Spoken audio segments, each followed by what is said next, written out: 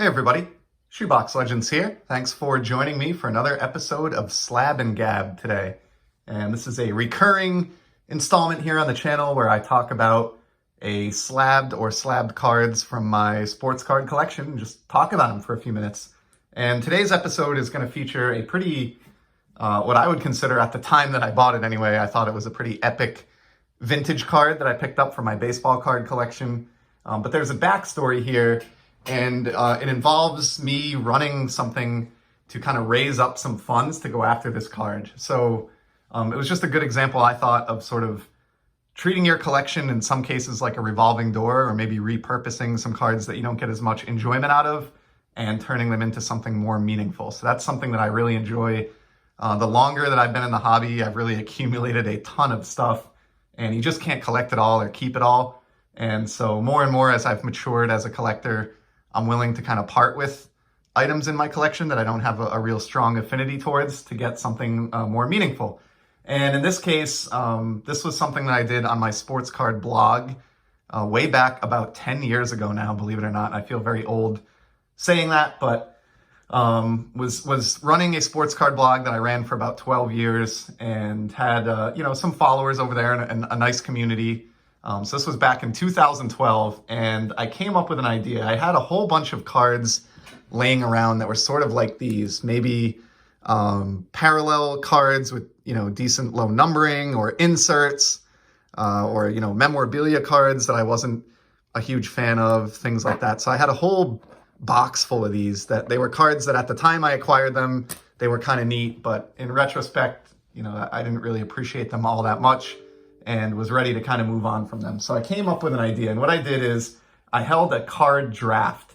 And this was a concept that I think worked a little bit better on a blog as far as the medium than it would on YouTube, because it involved a lot of back and forth with the participants. But basically what I did is I came up with about 175 of these cards that were like this that I was ready to move on from. They're probably all in like the $1 to $5, price range, I would say.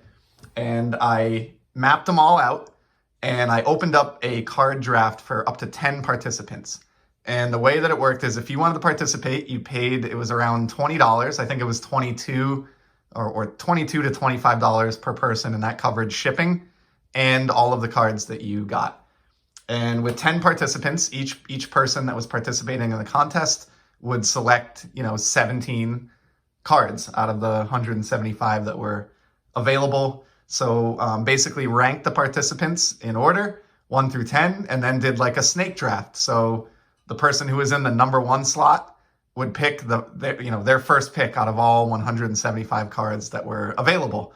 And the person in the number 2 slot would then pick all the way down to number 10. The person in the 10 slot would also get the 11th pick, since they had the disadvantage of picking last. They would get the first pick in the next round, and so on and so forth. We would just snake through the card draft in order and just wait for each person to reply with what the card they wanted next. And I piled up all the cards kind of as we went. So it was a pretty successful venture.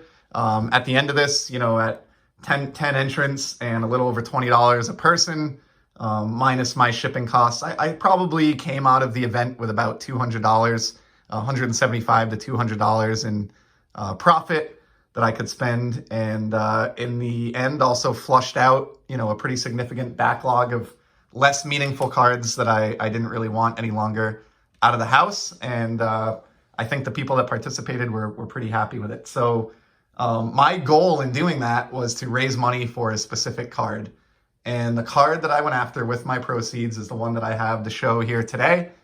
Still have it, of course, 10 years later, and you can tell, how old it is because it's got the very old PSA flip without the lighthouse, the holographic lighthouse on it.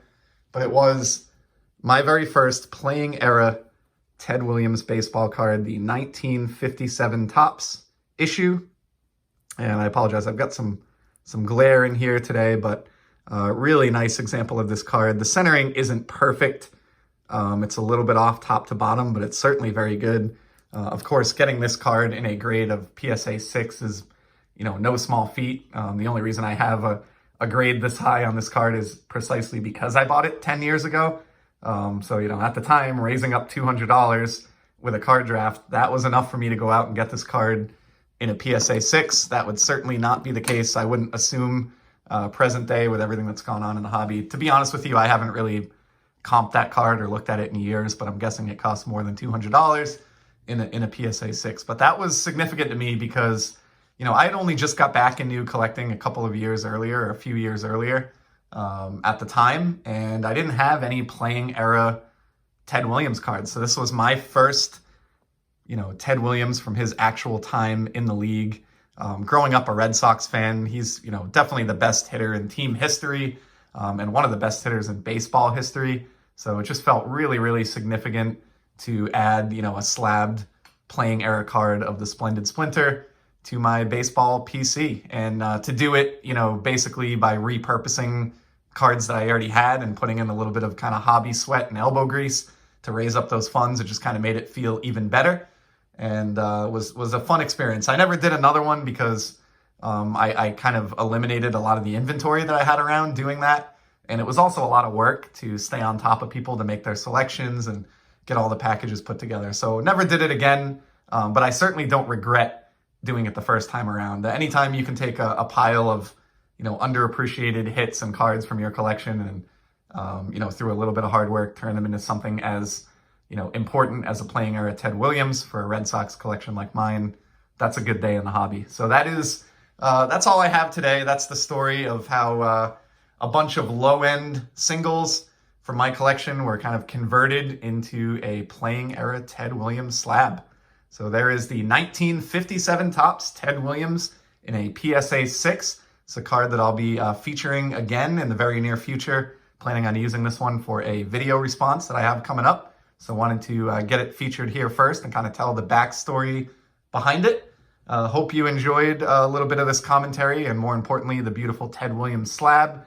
And I will certainly be back in the very near future with some more sports card content. Until then, take care.